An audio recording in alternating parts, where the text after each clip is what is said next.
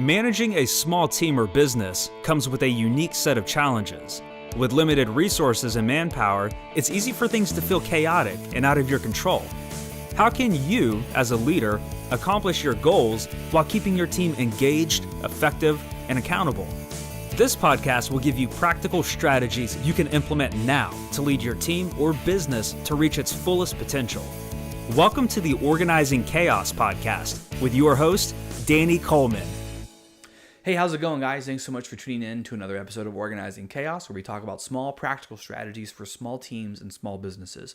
So today I want to conclude the series that I've been doing on my Organize the Chaos process, which is the process that I use when I consult with businesses at a high level, to typically working with the owner as well as their managers, leadership team, to first of all, understand what the owner wants out of the business, what their relationship is to the business or should be in the business, and then how they delegate and organize the business to deliver on the promises that their business makes to customers and clients.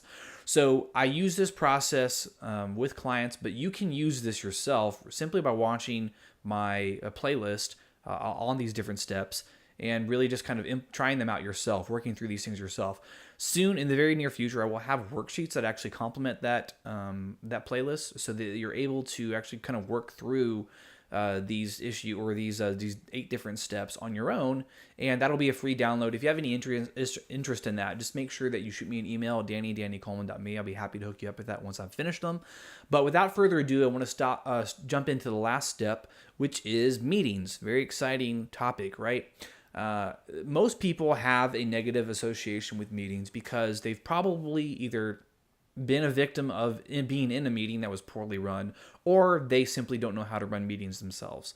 There's a lot of resources out there about how you can run proper meetings, and I'll mention a few things, just tips that I recommend that you can use. But suffice it to say that just because you have a negative association with meetings doesn't necessarily mean that they're bad. And in fact, they are good. And if you're not doing them, that's actually what's bad.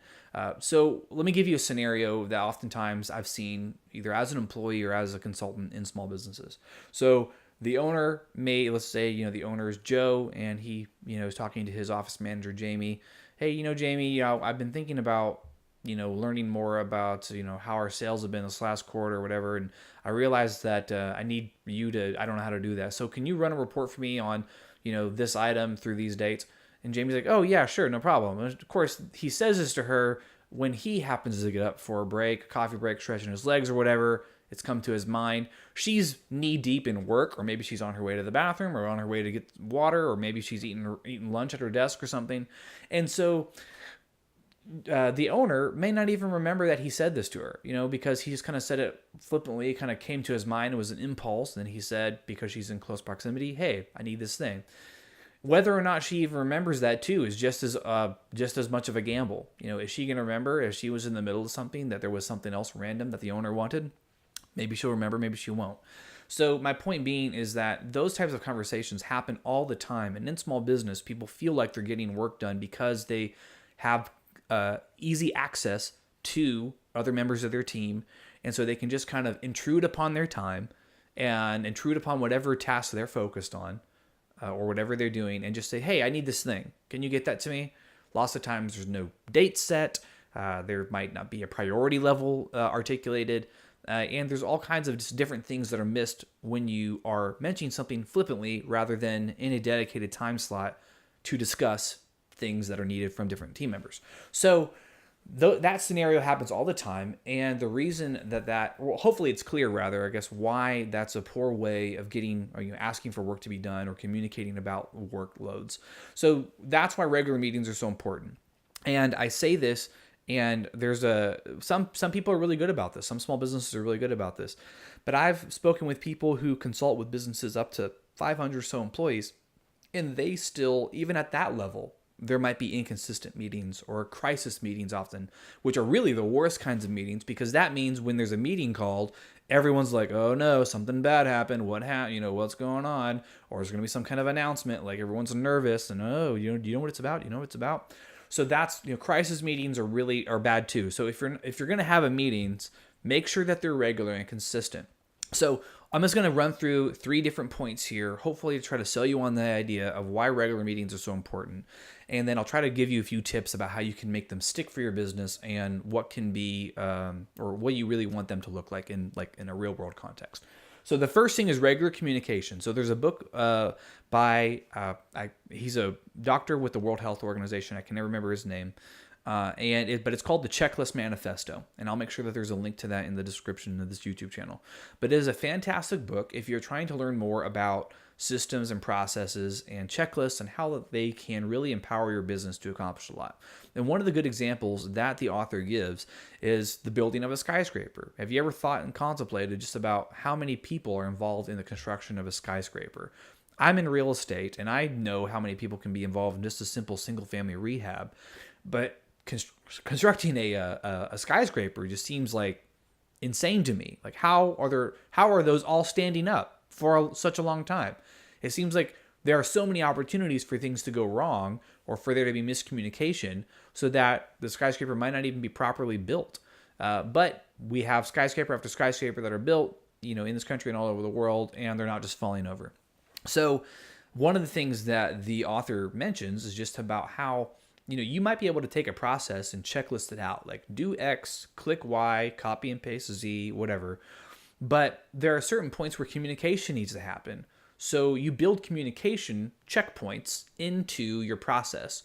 So if you're thinking about your business as one giant process, then there should be checkpoints in the day-to-day operations of your business where you are getting people together to connect and communicate. And so with the skyscraper example, this is when 60 some odd subcontractors might be getting together to talk about what's going on or what the plan is for that month or for that week or for that day, to make sure that everybody's on the same page by having live communication at a dedicated time slot that everybody is expect. They know it's coming up. They can prepare for it, and they can also plan for the fact that, hey, during this meeting, we're going to be learning things that are going to affect the rest of the work week or the rest of the work month, or etc. So these regular communication checkpoints are crucial to making sure that people are on the same page. If you're not getting humans together regularly to connect and to communicate, they are not going to function well. You can see this in society. It's true in relationships. And another thing too is if it's true in relationships, regular relationships that are non-work, it's true in work relationships as well. Work relationships are no different. They're just relationships that happen at work instead of in your house or with your family over the week or on a weekend or holidays or whatever. So if you hopefully know that if you're not regularly communicating with your significant other or your children or your family or your friends, then that relationship probably will suffer to some degree. It might not fall apart, but you guys are not going to be on the same page. You're not going to know what's going on in each other's lives. And simply, there's a lack of humanity that exists when there's not regular communication. So I can go on and on about how this in the real world is negative and how it happens in businesses and it's negative there too. But hopefully I've illustrated the point that regular communication checkpoints, no matter how brief even if you need to only have them like a half hour or even 15 minutes or something like that, just regular communication checkpoints are what you need. And what I do when I'm working with a business is I try to figure out what's realistic for them to do. I think over-communication is really the key to solving a lot of business problems, because if you ask any small business owner, hey, what are some of your biggest issues with when you're working with employees? It's communication. And it's not like they don't know how to speak the English language or whatever. It's actually that they just have a difficult time understanding each other. And just, that's because we're made up of every single person is made up of a bunch of variables. Whenever you come to meet a person at any certain point in time, they're bringing however many years they've been alive worth of experiences and ways of communicating to that moment. So when you're trying to communicate with someone who's 33 years old or whatever, they brought 33 years of ways that they've communicated with people, or maybe ways that communication has gone poorly for them, or maybe certain connotations with certain words, maybe and even different vocabulary levels, So all those things, all those variables, you can work on them. And I'll kind of hit on this on the last point, but you'll work on them over time if you have something regular, just like working out. If you just worked out every time that you felt fat, you would never have any progress. I can tell you that from obviously, everyone knows what I'm talking about when it comes to working out. But you have, if you don't do it regularly, I'm kind of beating a dead horse here, but if you're not doing it regularly, then you really might as well not do it at all. But I really don't recommend that you not do it at all. I recommend that you instead have regular communication checkpoints. So anyways, beat that horse into the ground. Expectation management. So when you can have a regular time period on your week or during your day or whatever, where people can expect to be communicating with other parties in the business, then people can prepare for those time frames to not only bring whatever they need answers on to that meeting, but they can also, if it's like an employee one-on-one meeting, instead of kind of flippantly, while they're pulling, an espresso shot and they do it wrong and you're like, hey, that's the wrong way to do that. Let me show you how to do it or whatever. You can make mental note and be like, next time you guys meet, be like, hey, I noticed the other day you were pulling some espresso shots a little bit wrong. Do you care if we take a couple minutes now for me to show you, how to do it right? And then you can ask me any kind of questions about, why you might not be understanding how to do this. Hopefully you can see the difference in terms of how receptive someone's going to be when they are preparing for this time period where they're going to get either praise or reprimands during this meeting versus kind of just mentioning it throughout their workday. You mention something like that throughout someone's workday, you're going to ruin their workday. You're going to zap their energy. You're going to bring them down a couple notches. But if they have a meeting with you, they know that during this meeting, they're going to hear things that they're doing well and things that they're doing poorly. And then, of course, whatever else you need to discuss to get the job done. So expectation management is huge in relationships because if you're expecting XYZ from one of your employees, but you guys haven't communicated enough for them to understand that that's the expectation, then you can't be upset with them if they're regularly missing the mark. And on the same note, they need to be regularly communicating with you so that they can know what it is you value, and you're the way that you want the business to run. And they want to know that. Employees want to know how they're doing so that they can know whether or not they need to improve or is this the right job for them or et cetera, et cetera. So expectation management in again, this is one of those things. It works in business and outside of business. Expectation management with your relationships is the same way. Those of you who are married, in the first year or two, if you go into that marriage with any expectations about like, oh, okay, well, she better cook and clean just like mom did, or he better fix all the things that dad would fix or whatever. If you go into the relationship with those expectations, you're gonna get let down. So you're really just setting yourself up for failure. And so what you're doing for your team when you're not having regular communication checkpoints and regular times where you guys are talking is you're not making space for the communication of expectations. And so that's why you need to be having these meetings, is so that you are regularly every week or every other week, at least maybe no less than once a month, you are communicating with team members, letting them know what it is they're doing well, what it is they're doing poorly, what they need to get fixed on. And then you also are getting feedback from them. How are you liking your job? What do you think around here needs to be improved? Do you have any ideas on how to help me run the business better? That's what this is all about, these meetings. And that's why I actually think the meetings are great. Obviously, an abundance of meetings is not good, but regular productive meetings are fantastic because they make sure that everybody's on the same page, and it relieves so much anxiety about wondering whether or not people are on the same page. So if you are ever wondering in your head, man, do they understand how important this is to me, or how low of a priority that thing is that they're working on, or whatever. If you ever wonder whether or not people on your team are not on the same page with you, then it's probably because you guys aren't communicating well. And meetings are a step towards getting better at communication. It's definitely not the end-all be-all, but it's a great step in the right direction. Lastly would be the compounding benefits. So the compounding benefits, like I kind of mentioned earlier, is just like working out, right? So if you work out, 4 days a week, for 2 weeks, and then you're like, man, there's no results. Well, I don't even have to explain why. Like, you know that you're not going to just see results. You might see some, but you get what I'm saying. You're not going to see the results you really want to see if you just work out for, 4 weeks or, a couple of weeks and then, are surprised why it's not great. But when you continue to go to the gym and you hit it, you keep going over and over again, and you keep making sure that, you're hitting the right body parts every time. You're not leaving anything out.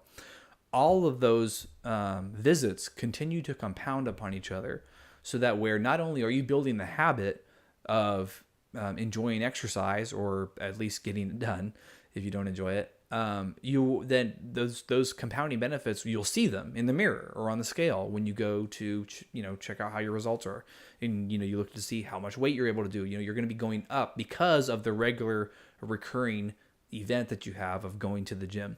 So the benefits to having meetings you might not see them at the very beginning. It might be a little bit difficult. But over time, you're going to see the compounding benefits of always making sure that you guys have that Monday meeting or that Wednesday meeting or Friday meeting or whatever, where everybody gets together, gets on the same page, and y'all figure out what the focus is for the week, the month, whatever. And you guys are able to go out and accomplish amazing things because when humans communicate, they're able to work better together. And that's really all there is to it. If you boil all of this down, it's how are you making sure that you're creating space in the hustle and bustle of your business to regularly communicate with the members of your team. And if you're doing that, if you're carving that time out, then not only are you going to see the benefits to your business, but you're going to see benefits in your employees, because the ones who are the right fit for your business, you're going to realize that very quickly, and you're going to be able to latch onto that and develop them. Again, this goes back to helping you retain quality talent. Good rock stars, they want to know how they're doing. They want that regular feedback. They want to be praised regularly, and they want to be criticized regularly, so that constructive criticism, so that they're able to improve and continue to give their all to your business. And in the same way, this process of regular meeting will shake out all the losers on your team. And so I'm not trying to be mean, but that's just how it is. People, or whatever. I won't say losers, the people who are not the right fit. Let's go with that.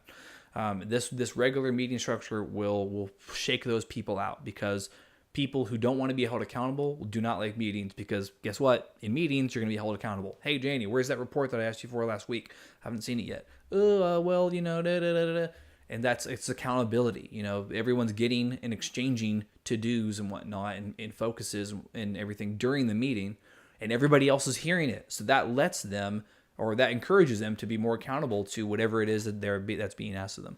So those are really, again, hopefully I didn't beat this horse too much into the ground, but I cannot stress how important this is, and it's why I have it as part of my process. And if this is, when I end a project with someone, I really want to, I set this up because in the event that they don't sign up with me, for more time, I set this up because I'm hoping that this meeting structure helps maintain all the work that we did in the previous months, which time and time again, I've had clients where, we didn't work together afterwards, but they also didn't institute that regular meeting structure. And as a result, they didn't, what they paid me for 3-4 months, whatever our initial project was, length time was, it kind of just, peters out into the nether. So regular meetings are going to help bring a cohesiveness to your team that if you've not had regular meetings or you've not been doing them, you've not seen this type of cohesiveness before. I guarantee you that this is one of the most powerful things you can do.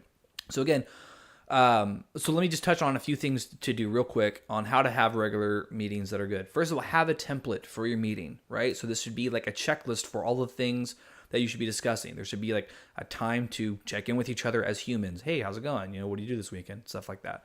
There should be a point in time where you're discussing the vision for the business, whether that's a monthly vision or a yearly vision. There should be a time where you guys are making sure everyone's focused on, hey, you guys remember this is what our goal is, right? How's everybody clear on that? There should be a time where you guys are talking about KPIs, key performance indicators. What are the numbers that are important for the business to be successful? You should have different team members on your team accountable for certain numbers, numbers that they own. They're the ones responsible for improving those numbers because they are the ones that have a direct impact on it. And you can use this as a place and time for you to bring accountability to those numbers. I can't tell you how many times I've seen this work in a business where the KPI section of the meeting was one of the most important sections, because the numbers that are important to the business being successful were discussed in a public forum. And people had to be accountable, and people prepare when they know that meeting's coming up. They know they've got to get their stuff together so that at that meeting, they can explain why that number is the way that it is. Hopefully it's good. And, and they can have an explanation. Hey, we did these things and that's why I think it went up. Yay, rah, rah, rah, go team. If it's not good, you guys can talk about why do you think it, didn't go well, and you guys can come up with solutions then. So those are 3 key points. And then so last one is to make sure that you have a confirmation point where you confirm all the takeaways from the meeting. This is crucial because you can say, I think the sky is blue, and someone else can hear something entirely different. And that's kind of an extreme example, but anybody who's in management knows exactly what I'm talking about. You can say something as clear as you possibly think you can say it, and then someone goes and does a thing that is not that at all.